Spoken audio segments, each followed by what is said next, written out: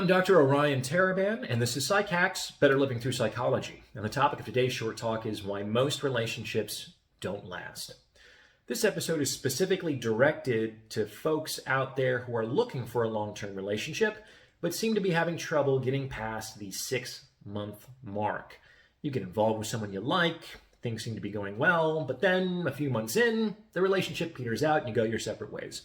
Why might this be the case? Now, before I answer this question, please remember to like this video and subscribe to the channel. It costs you nothing, takes only a second, and it's how you can support me in my mission to deliver free, high-quality content to the world. So thank you for your help. The reason why most relationships don't last, why most relationships do not get past the 6-month mark, is the crisis of disillusionment.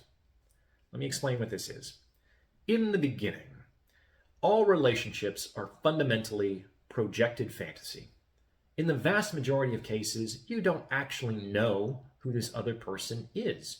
You spent a few days or even just a few hours together, gleaned a little information, and filled the gaps in your knowledge base in with what you would like to find there. And this is true almost in direct proportion to the degree to which you are attracted to the other person. The more attracted you are, the more likely you're going to fill in the gaps in your knowledge base with positive attributes. This is called the halo effect.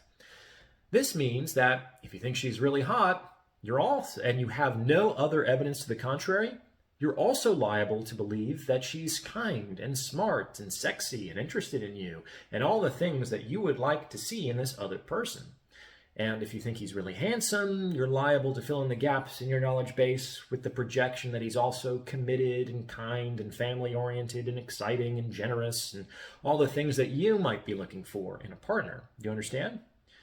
Now, in the first few months, while people are generally still projecting their fantasies, they will also work to protect their fantasies.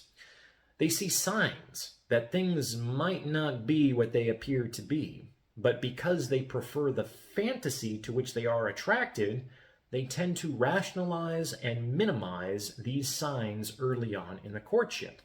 This is why people will so often ignore even obvious red flags when they are very attracted to another person. But here's the thing.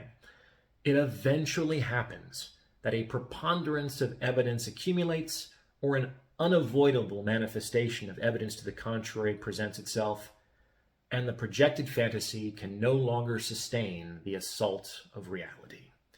This is the crisis of disillusionment. At this point, the fantasy is shattered, the spell is broken, and you begin to see with clear eyes the person who's actually standing in front of you. Now, this probably doesn't mean that this person is bad or evil, or that this person wouldn't be a good partner for you, all things considered. But it is a kind of fall, because no one will be able to live up to your projected fantasy of an ideal partner. And this can be very disappointing and demoralizing for folks, especially those who are most interested in limerence, the feeling of being in love, and who are chasing the romantic ideal of love and partnership. These folks really can't sustain this crisis. But all relationships have to pass through the crisis of disillusionment at some point or another. And the question at this point becomes, okay, now that we kind of know more about who we actually are and what we're actually dealing with, is there enough left for us to build a relationship upon in reality? And there might be and there might not be, but this is when the work of building a shared vision of the future actually begins. Everything up to the crisis of disillusionment is really just a prelude to the actual relationship. What do you think? Please remember to like, comment, and subscribe for the algorithm, and see the About tab for more information on donations, consultations, and sponsorship opportunities. Thanks for listening. Bye-bye.